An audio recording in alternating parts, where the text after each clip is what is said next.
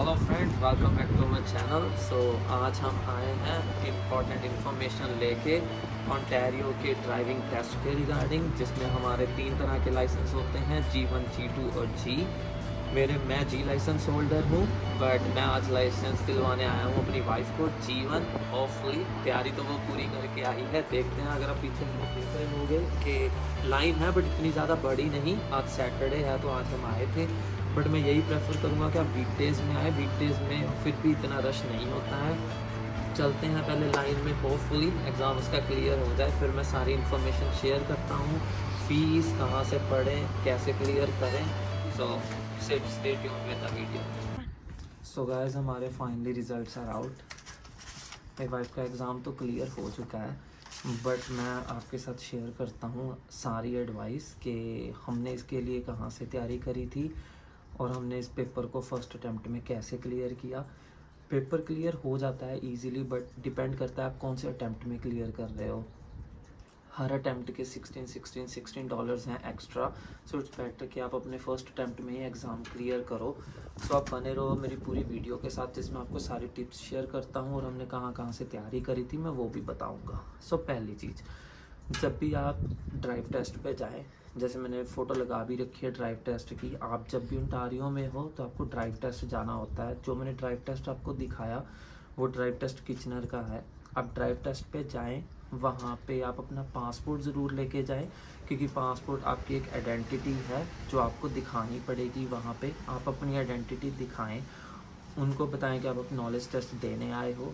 तो इसकी फ़ीस है $106, जिसमें से $16 फ़ीस मैं आपको बता चुका हूँ, एग्ज़ाम की फ़ीस है, और रिमेनिंग फ़ीस है हमारे फ़िज़िकल कार्ड की, जो हमारा घर पे आता है 6 to 8 डेज़ में।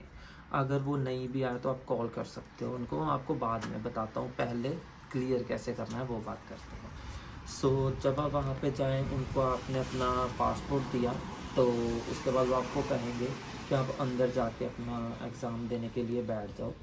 वहाँ किचनर सेंटर एक छोटा सेंटर है। अगर आप मिसिसागा ब्रैम्पटन वाले सेंटर्स में जाओ तो आपको वहाँ पे बंदे भी मिलेंगे जो अंदर देखते रहते हैं आपको। इन्विजिलेटर्स कह सकते हो, इन्विजिलेटर्स होते हैं, बट यहाँ पे किचनर एक छोटा सेंटर है, इसलिए वो बंदा बाहर बैठा है जो आपको ये लास्ट में ये वाला पेपर देगा क्लियर होने के बाद, और वो निगाह अंदर भी रखता है। तो आप ये चीज़ मत सोचिए कि हाँ यार वहाँ पे जुगाड़ कर लेंगे, किसी के साथ देने जाएंगे पेपर। बेटर है कि आप अपनी तैयारी पूरी करके जाएं। एक, जब आप अंदर चले गए हो उसके बाद मैं आपका अब बात करते हैं हम कि टेस्ट में आता क्या है। 40 क्वेश्चंस होते हैं, part A and part B. Part A में 20 क्वेश्चंस होंगे, पार्ट बी में 20 क्वेश्चंस होंगे।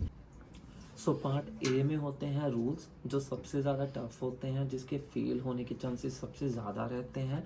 और पार्ट बी में होते हैं science and symbols. Science and symbols बहुत इजी होते हैं, कोई भी बंदा देख के उनको बता सकता है कि यार हाँ 4 में से ये ऑप्शन सही होगा।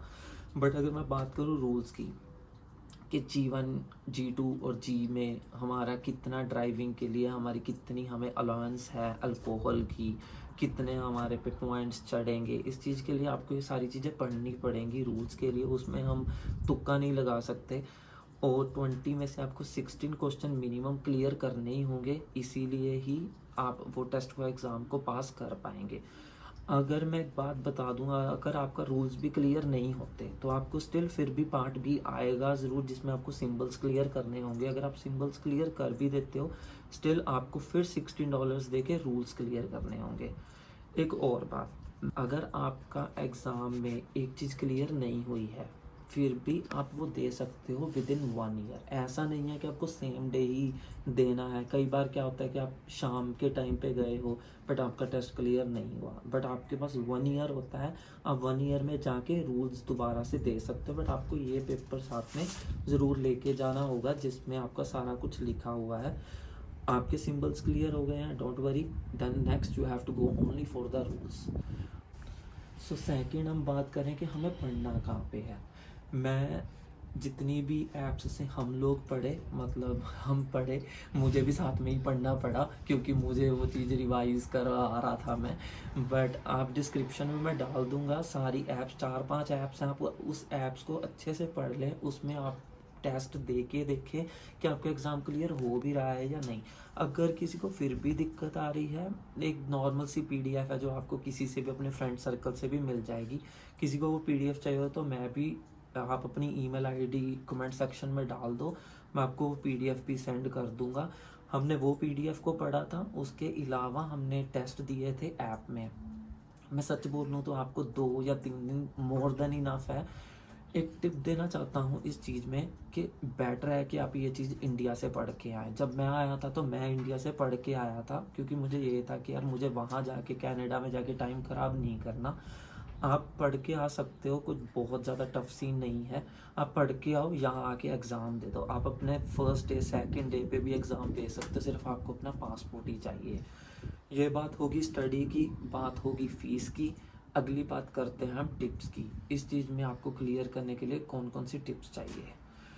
पहली टिप, जब भी आप जाएं आपको कोई टेंशन लेने की ज़रूरत नहीं है, क्योंकि इस पे आपके पास कोई टाइम लिमिट नहीं है जैसे इंडिया में होती थी यार, हाँ एग्ज़ाम के लिए टक टक टक टक टाइम चल रहा है। कोई लिमिट नहीं है, आराम से सोचो। सिर्फ कैमरास लगे हैं, आपको जो आंसर सही लगता है टिक करो। और आपको पता भी लगता रहता है जब आप टिक करते हो सही हुआ या गलत हुआ। ऐसा नहीं है लास्ट में जाके पता लगा हाँ यार पेपर क्लियर नहीं हुआ। टिक कर रहे हो, सही होगा देन इट्स गुड, नहीं हुआ तो पता लग जाए यार एक क्वेश्चन हमारा गलत हो चुका है। तो आप उस तरीके से प्लान करें। और मैंने अपने एक्सपीरियंस से ये भी देखा है कि ऐसा तो नहीं होता कि 20 के 20 क्वेश्चंस आपने पढ़े हुए हैं, इसीलिए उन्होंने वो 4 क्वेश्चन का हमें वो ऑप्शन दिया ही है। 16 क्वेश्चन ईजीली आपके क्लियर हो जाते हैं। फिर भी किसी को कोई भी प्रॉब्लम आ रही है, I am happy to make any video on this topic because I have more than enough knowledge for that. मैं सेकंड टिप शेयर करना चाहता हूँ अपने वाइफ के एक्सपीरियंस से। जो मेरी वाइफ ने किया मुझे वो चीज़ भी अच्छी लगी कि जैसे रूल्स आए वो रूल्स में कंफ्यूज हो रही थी। रूल्स में सभी कंफ्यूज होता, मैं भी होता था, क्योंकि मेरे 16 ही क्लियर हुए थे 20 में से, पूरे पॉइंट पे क्लियर हुआ था मैं। बट मेरी वाइफ के 18 हुए out of 20, so that's good. उसने क्या किया कि पहला दूसरा क्वेश्चन आया जो उसने नहीं पढ़े हुए थे, तो आपको घबराने की ज़रूरत नहीं है। वहाँ पे स्किप का ऑप्शन होता है, आप स्किप भी कर सकते हो वो क्वेश्चंस। जब आप 14, 15, 16 क्वेश्चंस कर लोगे, जो आपके स्किप क्वेश्चंस हैं वो आपको लास्ट में मिलेंगे। एटलीस्ट हमें पता लग जाता है यार हमारे कितने सही हुए कितने गलत हुए। अब तुक्का लगा भी दें या बहुत सोच के करें। सो बेटर है कि आपके पहले 2 क्वेश्चन ही गलत हो गए तो सारा पेपर ही ख़राब हो जाता है। तो इट्स बेटर कि आपको नहीं समझ आ रहा, आपने नहीं पढ़ा हुआ वो क्वेश्चन, आप स्किप कर दो। बट ये चीज़ आपको ध्यान में रखनी है कि आप सिर्फ क्वेश्चन एक बार ही स्किप कर सकते हो पेपर में। जब आपको क्वेश्चन सेकंड टाइम आएंगे आप उसको स्किप नहीं कर सकते, आपको वो जवाब देना ही पड़ेगा। तीसरी टिप, जब भी आप किसी के साथ कार में बैठे हो प्रेफर करो कि आप आगे बैठो। अगर आपके रिलेटिव्स हैं, यहाँ पे आपका फ्रेंड सर्कल है, तो आप उनसे पूछते रहो। हम भी यही करते थे कि जब मैं ड्राइव करता था मैं अपनी वाइफ को दिखाता रहता था, यार इसका ये मतलब है, इसका ये मतलब है, यहाँ पे ऐसा करते हैं, यहाँ पे ऐसा करते हैं। If you are lucky enough you have relatives और your family then it's good. But still अगर आप पेरेंट्स के साथ भी कहीं पे जा रहे हो तो अपना माइंड ब्रॉड माइंड होके सोचो यार हाँ इसका क्या मतलब है, इसका क्या मतलब है। क्योंकि हमारे लिए सारे रूल्स नए हैं। इंडिया में भी ये बोर्ड्स हैं बट हमने तो कभी देखे भी नहीं थे क्योंकि कोई पूछता ही नहीं है उन बोर्ड्स को। बट स्टिल अगर आप यहाँ पे जाओ तो आप पूछो ज़रूर यार इसका क्या मतलब हुआ। और ये चीज़ आपको पढ़ने की भी ज़रूरत नहीं पड़ेगी, आपके दिमाग में वो क्वेश्चन आते रहेंगे यार हाँ इसका ये मतलब हुआ। तो इसीलिए मैं कहता हूँ कि साइंस एंड सिंबल्स बहुत इजी हैं क्लियर करने। रूल्स के लिए तो हमें थोड़ी सी बुकिश नॉलेज लेनी ही पड़ेगी। सो फोर्थ टिप मेरी ये है कि आप जब भी इंडिया से आए आप अपना एक्सपीरियंस लेके आए वहाँ से, क्योंकि ये चीज़ आपका यहाँ पे बहुत ज़्यादा टाइम बचाएगी। जैसे मेरी वाइफ ने जीवन क्लियर किया तो उन्होंने कहा कि हमने 2 इयर्स का एक्सपीरियंस डाला था इंडिया का, तो उन्होंने कहा कि you are eligible to go for G after this. अगर आप जी आपके पास एक्सपीरियंस नहीं है तो आपको वेट करना पड़ता है 1 ईयर G2 के लिए, जो रिड्यूस हो जाता है 8 मंथ में भी। उसके लिए आपको क्लासेस लेनी पड़ती हैं, वो उनको प्रूफ देना पड़ता है कि आपने क्लासेस ली हैं, तो फिर वो 8 मंथ का गैप हो जाता है। इसीलिए अगर आप जैसे +2 करके आ रहे हो, आपकी इतनी एज नहीं है, आपके पास इंडियन लाइसेंस नहीं है, तो आप सीधा ही यहाँ पे आके सबसे पहले जीवन दें। उसके बाद 1 साल में जितनी देर आप स्टडी कर रहे हो उस टाइम स्टडी में आप G2 के लिए एलिजिबल हो जाओगे। और जब भी आप जीवन दे के क्लियर हो जाते हो, आप जीवन पे ड्राइव नहीं कर सकते हो, आप ड्राइव कर सकते हो अगर आपके साथ इंस्ट्रक्टर है या आपके पास जिसके पास फुल ड्राइविंग एक्सपीरियंस या जी लाइसेंस होल्डर है विद एक्सपीरियंस, या आप उसके साथ ड्राइव कर सकते हो। और अब बात करते हैं फिफ्थ टिप की। अगर आपके स्पेक्स लगी है तो आप अपनी स्पेक्स साथ में ज़रूर लेके जाएं, लगा के जाएं, क्योंकि जब आप वहाँ पे जाओगे तो आपका वीसन टेस्ट होता है जो आपको क्लियर करना होता है। आपको 3 कंडीशंस होती हैं आपको टेस्ट देने के लिए। पहली चीज़, आप 16 साल से ऊपर होने चाहिए। दूसरा, आपका रेजिडेंट ओंटारियो होना चाहिए। तीसरा, आपका टेस्ट वीजन टेस्ट क्लियर होना चाहिए, फिर आप नॉलेज टेस्ट दे सकते हो। सो अगर आपके स्पेक्स लगी है, कोई बड़ी बात नहीं है, आप वो लेके जाओ। वो आपसे पूछेंगे ज़रूर कि आपके स्पेक्स लगी है, तो आप बोलो कि हाँ। इस चीज़ में आप बोलो ना तो बाद में वो चीज़ प्रॉब्लम क्रिएट होती है, क्योंकि वो टेस्ट करवाते हैं। तो इट्स बेटर कि आप सच्ची बोलें वहाँ पे कि हाँ, और अपने स्पेक्स लेके जाना मत भूलें। अब बात करते हैं नेक्स्ट टिप की। अगर आप इंडिया से एक्सट्रैक्ट लेके आ रहे हो, मेरे से गलती हुई थी क्योंकि मुझे बताने वाला कोई नहीं था। मैंने क्या किया कि वही फैमिली वाली चीज़ कि हाँ यार लैमिनेट करवा लेते हैं, फट ना जाए। और मैं बता दूं कि यहाँ पे लैमिनेशन वाली कोई भी चीज़ नहीं चलती है। मैं लैमिनेट करवा के आया था जिस दिन मैं जीवन देने गया था, क्योंकि मैंने 15 डेज़ में स्टार्टिंग में ही जीवन दे दिया था। तो उन्होंने मुझे कहा कि दिस इज़ नॉट वैलिड, क्योंकि आपने इसको लैमिनेट करवाया है, हम पता नहीं करवा सकते ये सच है या नहीं। सो इट्स बेटर कि आप कभी भी इसको लैमिनेट ना करवा के आएँ। बट इसमें भी एक और टिप देता हूँ 6 टिप में, कि अगर आपसे लैमिनेट हो भी गया है दैट्स फाइन। आप इंडिया से मंगवा सकते हो। आप जीवन देने गए हो, आप जीवन ज़रूर दे के आओ, क्योंकि हमने उस दिन तैयारी करी होती है। तो होता है कि यार हाँ, फर्स्ट गो में हम क्लियर करते हैं। मैंने भी यही किया, मैंने फर्स्ट गो में क्लियर किया। उन्होंने मुझे कहा कि आप इंडिया से मंगवा लो, आप बाद में भी ऐड ऑन करवा सकते हो। तो हमने क्या किया, मैंने बाद में ऐड ऑन करवा लिया। अगर आप इंडिया से मंगवा रहे हो तो आप कोरियर सर्विस ना लें। मैं प्रेफर करूँगा कि आप पोस्ट ऑफिस से लें। पोस्ट ऑफिस आपको बहुत सस्ता पड़ता है। मैंने भी यही किया था, मैंने अपना पोस्ट ऑफिस से मंगवाया था।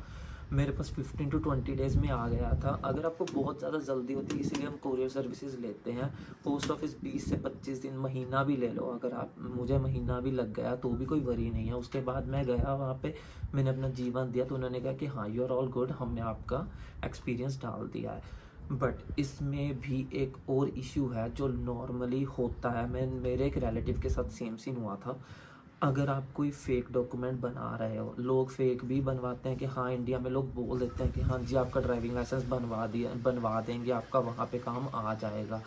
बट उस चीज़ में भी इशू हो सकता है अगर आपका डॉक्यूमेंट ऑनलाइन नहीं चढ़ा है। अगर आपने इंडिया से फेक बनवाया भी है, स्टिल आप उसको नेट पे चेक करें कि नेट पे वो चढ़ा भी है या नहीं, क्योंकि ये चीज़ कनाडा भी चेक करता है। उनके साथ क्या हुआ था कि उनके पास था बट उनको बिल्कुल पता भी नहीं था कि हाँ वो फेक डॉक्यूमेंट था। जब उन्होंने वहाँ पे सबमिट किया तो उन्होंने वो चीज़ की इंक्वायरी डाल दी कि this was a fake document and you have to pay fine. So आप इस चीज़ से ज़रूर बचें। आप फेक डॉक्यूमेंट, वैसे मैं तो यही प्रेफर करूँगा कि बनवाए ही मत। अगर आप ऐसा कुछ कर भी रहे हैं तो आप ऑनलाइन ज़रूर चेक करें, क्योंकि इंडिया वाले बोल देते हैं कि हाँ चढ़ गया है, बट अगर यहाँ पे आके वो चीज़ हमें बहुत प्रॉब्लम्स क्रिएट करता है जो हम सोच भी नहीं सकते। अब फालतू का मैं $500 फाइन देने की बात करूँ तो हम स्टार्टिंग फेज में कोई भी नहीं दे सकता। सो इट्स बेटर कि आप डॉक्यूमेंट फेक मत ही लेके आओ। लेके आ भी रहे हो तो प्रॉपर उसको चेक करो ऑनलाइन। क्योंकि उसमें क्या हुआ था कि उन्होंने ना जब अपना दिया क्या बोलते हैं ड्राइविंग लाइसेंस, तो उन्होंने ये बोला कि उन्होंने चिप फील करी जो वहाँ पे बंदे थे। उन्होंने कहा कि ये आपका फेक है, क्योंकि उनके पास डेली बेसिस पे इतने लोग आते हैं कि हमारे इंडियंस यहाँ पे इतने ज़्यादा हैं, पता नहीं वो कितने कंट्रीज़ के ड्राइविंग लाइसेंस देखते हैं। तो उन्होंने कहा कि ये इसकी चिप ही फेक है। वो ऑनलाइन भी चेक कर सकते हैं बट चिप से भी पता लग जाता है। और एक और चीज़, जब भी आप अपना ये ड्राइविंग लाइसेंस लेके आए, डोंट फॉरगेट वो 2 व्हीलर नहीं होना चाहिए, 4 व्हीलर होना चाहिए, क्योंकि आप यहाँ पे लाइसेंस 4 व्हीलर के लिए ले रहे हो। 2 व्हीलर के लिए लाइसेंस होता है M1 M2, वो M कैटेगरी आती है, बट कार्स के लिए आती है G category. So I am talking about G category, not M category. Motor bikes के लिए अलग वीडियो भी मैं बना सकता हूँ अगर किसी को इस चीज़ में भी कोई प्रॉब्लम आए। But right now I am talking only for the cars, not for the motorbikes. So अब जब भी इंडिया से लें हमेशा चेक करें कि आपका वो लाइसेंस 4 व्हीलर का एक्सपीरियंस हो, ना कि 2 व्हीलर का। सो लास्ट बात करना चाहता हूँ मैं लाइसेंस के रिगार्डिंग। मैंने ये देखा है कि लोग यहाँ पे आके एग्ज़ाम नहीं देते, वो डरते रहते हैं। Same with my family also. मेरी वाइफ को भी ये था यार कोई ना दे देंगे, बट मैं ये बात कहना चाहता हूँ कि आप इस एग्ज़ाम को आपको आज भी देना है, कल भी देना है, तो इट्स बेटर कि आप तैयारी करके स्टार्टिंग फेस में ही दे दो, कि ताकि वो क्लियर हो जाए और आपके पास अथॉरिटीज़ आ जाएँ ड्राइव करने की। अगर आपको ड्राइव करना भी नहीं है, दैट्स फाइन, एटलीस्ट आपके पास यहाँ का एक प्रूफ हो जाता है कि मेरा रेजिडेंशियल प्रूफ। आप कहीं पे भी जा रहे हो, मैं एग्जांपल लेता हूँ कैसीनो क्लब, आप कहीं पे भी जाओ जहाँ पे आपकी आइडेंटिटी चाहिए, आप हर जगह अपना पासपोर्ट कैरी करते हो। उससे बेटर है कि आप अपनी आइडेंटिटी उठाओ, जीवन लेके चले जाओ, वो सबसे बेटर ऑप्शन है। एक और बात, जब हमारा जी लाइसेंस, जैसे मैं जी लाइसेंस होल्डर हूँ, अगर आप अपना जी लाइसेंस देखें उस पर डॉट्स लगे होते हैं। वो डॉट्स का मतलब ये होता है कि आपके कितना आपका एक्सपीरियंस काउंट हुआ है, क्या आप अपने जीवन ड्राइवर वाले बंदे को सिखा सकते हो कार, उसको साथ में बिठा के। जैसे मेरे जी लाइसेंस पे 4 डॉट्स लगे हैं, it means I have experience, और मैं अपनी वाइफ को सिखा सकता हूँ गाड़ी। सो होप आपको मेरी ये वीडियो बहुत अच्छी लगी होगी। अगर आपको फिर भी किसी चीज़ में इशू आ रहा है, you are feel free to comment any time, I am here to help you out. And आप इस वीडियो को लाइक करना, शेयर करना, सब्सक्राइब करना मत भूलिए। And all the best for the people who are going for the जीवन। अब जल्दी जल्दी जाओ, जीवन लो, जी लो। आपको ट्रक के लिए जाना है, पंजाबी लोगों के लिए AZ ड्राइविंग लाइसेंस होता है ट्रक के लिए, तो वो भी लेना है, आप वो भी लो। So from my side best of luck, thank you.